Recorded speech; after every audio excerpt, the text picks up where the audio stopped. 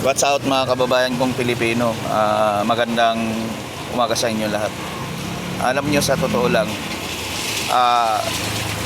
wag na natin iasa yung ating kinabukasan sa mga politikong mga pulpul, sa mga politikong professional politician na na nangangako sa atin ng kinabukasan. Kasi ang tagal na nilang nangangako sa atin.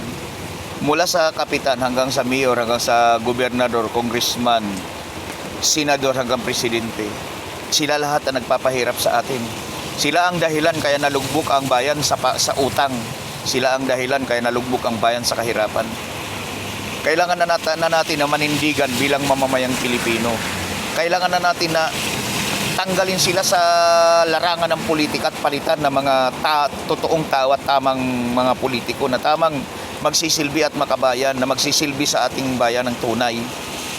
Kasi malinis mo man ang Kongreso at Senado, pero yung nasa lokal hanggang ngayon ay mga bulok. Wala pa rin pagbabago ang ating bayan. Kailangan malinis mula national hanggang lokal. Kailangan malinis natin ang ating gobyerno para manumbalik ang sigla ng ekonomiya ng bansa.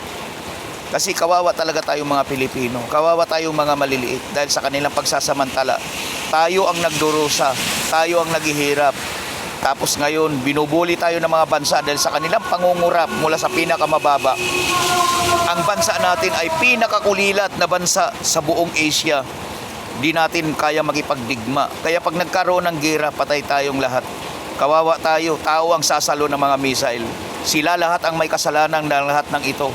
Yung ating DOH, Department of Health, hindi kayang maggamot, hindi kayang gamutin ang ating mga kababayan, hindi kayang suportahan ang ating mga kababayan. May mga hospital tayo sa bawat bayan, walang mga gamot, walang mga doktor, lagnat lang ang kayang gamutin, BP lang ang kaya nilang i-afford. Para lang sabihin na nagtayo sila ng hospital, para sabihin na may hospital sa bayan, lalo na kung doktor ang naging mayor, nagtatayo ng hospital pero walang kagamitan. Di kayang gumamot ng mga may kasakit at may mga karamdaman.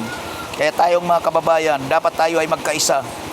Sa susunod na halalan, dapat kilalanin na natin yung mga tao na dapat nating ilagay sa posisyon. Kayo naman ang mga iglesia ni Kristo, huwag nyo nang kontrolin ang politika sa bansa. Huwag na kayo makialam sa politika. Kasi lahat ng inuupo nyo, puro palpak, puro wala. Ang dami nyo ng inupo na presidente pero wala. Alam nyo, kaya kayo naghahala ng presidente kasi gusto nyo na yung kapakinabangan ng inyong mga miyembro para malakas kayo sa gobyerno. Yun lang, ginagamit nyo yung inyong kapangyarihan para maging malakas kayo. Huwag na kayong makialam. Hayaan nyo yung inyong mga miyembro na bumoto kung sinong gustong iboto. Yun lamang po mga kaidoy.